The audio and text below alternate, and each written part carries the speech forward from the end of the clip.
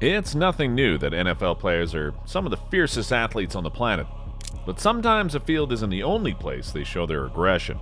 And when they do, people don't just get hurt. Some even lose their lives. Here are some NFL players who have committed the most unthinkable crime against their fellow man that ended lives. First responders here are attending to Brown, who later died. And here is Brent during a field sobriety test, where police say he couldn't recite the alphabet. Number 10, John Brent. John Brent knew he was cut out for football from a very young age. He was a top 3 high school senior from the Midwest and a 4-star recruit. The Dallas Cowboys drafted him in 2010, and he was setting in pretty well. Is facing as many as 20 years in prison, but the defense is denying that he was even intoxicated. But an old habit of his caught up with him, drinking while driving. He was charged with driving under the influence back in 2009, and in December of 2012, driving while intoxicated led to the death of his friend and teammate Jerry Brown. Brent was sentenced to 180 days in prison and a decade-long probation. The guilt was so terrible that he couldn't play football like he used to, and he retired in 2013. Let go of the car, now! I'm gonna tase you! I'm gonna tase you! Get on the ground!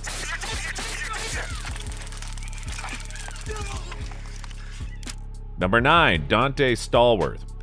Dante Stallworth was a well-known wide receiver in the NFL, bursting onto the scene in 2002 after getting drafted 13th overall by the New Orleans Saints, where he had 4 amazing seasons before moving to Philadelphia to join the Eagles. But touchdown passes wouldn't be the only thing that Stallworth would be receiving. In April of 2009, Stallworth received a 30-day bail sentence and 8 years of probation after he was found guilty of killing a middle-aged man by driving into him with his Bentley. Stallworth was heading to the beach that morning when this happened. This conviction led to the Cleveland Browns terminating his contract.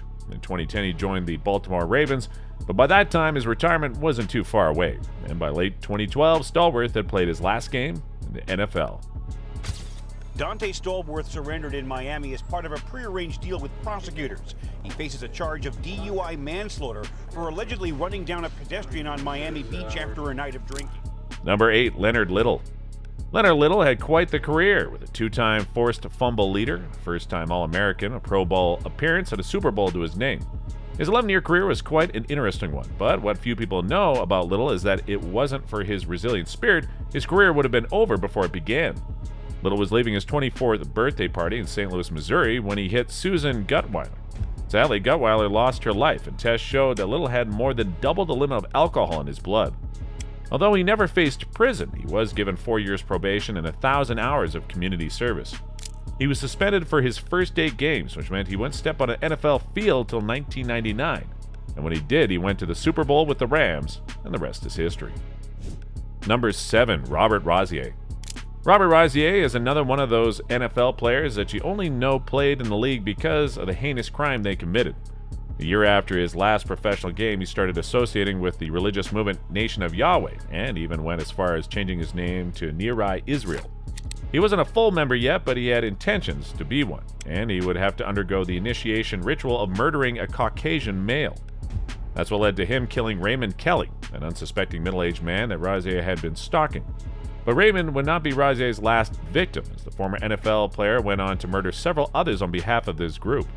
After being sentenced to 22 years in prison, he committed some misdemeanors, and evidence suggesting that he had killed more people than he was in jail meant he would serve a life sentence under the 3 strikes law. They have charged him with first-degree murder in one of the cases. They will not say which one. In the meantime, police are hoping that these apartments will be quiet for a change tonight. There will be no one staying overnight here. Number 6, Henry Ruggs. Henry James Rugg III was a very promising talent in the NFL. He had won the 2019 College Football National Championship with the Alabama Crimson Tide and was the first wide receiver to be selected in the 2020 NFL Draft. But some things are just not meant to be. After contracting COVID in his rookie season, his stats and numbers were nerfed, so he was eager to make up for it in his second professional year. But in November of 2021, his NFL dreams came crashing to a halt. After a night out with his girlfriend, he rear-ended a Toyota Jeep, causing it to burst into flames, killing the driver inside and her dog. After he pleaded guilty in 2023, he was sentenced to prison for a stretch of 3 to 10 years, and he wouldn't be eligible for parole till 2026.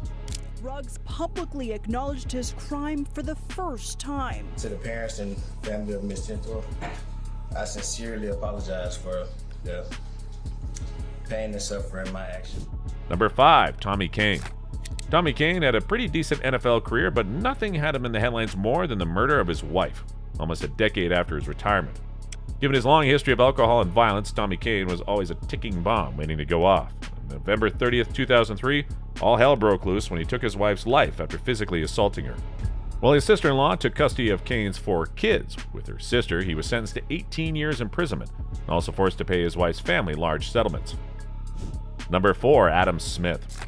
Adam Smith almost didn't make it to the NFL until the San Francisco 49ers drafted the cornerback in the 7th round of the 2010 NFL Draft. But he never experienced the type of stability that allowed him to stay on a team for a considerable amount of time. He went on to play for 5 different teams in the next 5 years before retiring in 2015. But 6 years later, another killing went down. Adams, 32, opened fire at a house in Rock Hill, killing 5 individuals on the spot and fatally wounding a 6th who succumbed to their injuries 3 days later. The victims were members of a local family. The motive behind the horrific attack remains unclear to this day. The day after the shootings, police surrounded the home where Adams had barricaded himself. Despite attempts to coax him out using a loudspeaker and even sending in a robot, the standoff ended in tragedy. Adams fatally shot himself inside the home as law enforcement tried to negotiate.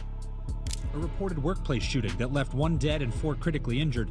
It's a sobering reality, and the president has vowed to take action. This is an epidemic, for God's sake, and it has to stop. Number 3, Aaron Hernandez. Aaron Hernandez was a lethal tight end for the New England Patriots, and he was just as deadly off the field.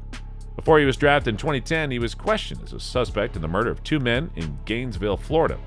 But even as the NFL star, he still remained a suspect in multiple murders, including Cape Verde immigrants Daniel de Abreu and Safiro Furtado, as well as former friend Alexander Bradley, none of which he was convicted for. But when the boyfriend of his fiance's sister was found dead, all evidence pointed to one person as the culprit. While facing a life sentence, the Patriots cut all ties with Hernandez and forfeited his contract. Aaron Hernandez, dead in his cell this morning. He apparently committed suicide using a bed sheet. Hernandez was convicted of killing a man in 2015. Number 2, Anthony Smith. Anthony Smith is one of the more known NFL players to be convicted of murder. After getting picked 11th overall by the now Las Vegas Raiders in the 1990 NFL Draft, he spent 8 years with them as a defensive end before retiring with the Broncos. And that's when the most tumultuous years of his life started. As much as a firebombing charge against him was dismissed in 2003, Smith wouldn't be so lucky the next time he had a run-in with the law. While on trial for the 2008 murder of Murillo Ponce, he was charged with 3 other murders in 2012. And 3 years later in 2015, he was found guilty of all these murders and started serving 3 life sentences without the hope of parole. Investigations showed that all murders were a result of a fallout he had with the deceased. Smith's aunt testified earlier this week that her nephew admitted that he committed the murder. Number 1, Eric Naposki. Eric Naposki had such an underwhelming NFL career. First of all, he went undrafted. Then, across 2 seasons, he was part of 6 different teams and only played 5 games before playing football overseas. This meant that he wasn't making big bang from sports. This is what drove him to make the decision that would ruin his life. He was in a relationship with Nanette Ann Johnston, and they were secret lovers because Nanette was dating the millionaire William McLaughlin. And given how much she would get in life insurance, McLaughlin somehow lost his life. Danger was brewing. And that's exactly what happened on December 15th, 1994, when an intruder broke into the millionaire's home and shot him multiple times. Nanette and Eric wouldn't be arrested till 2009, and although they both say they had nothing to do with it, they had every motive to, and Eric Naposki is currently facing a life sentence for this crime. Eric Naposki, a professional football player who thought Nanette was his girlfriend. And there you have it, 10 NFL players who have sent people to the grave. Which player was the most horrific killer? Let us know in the comment section.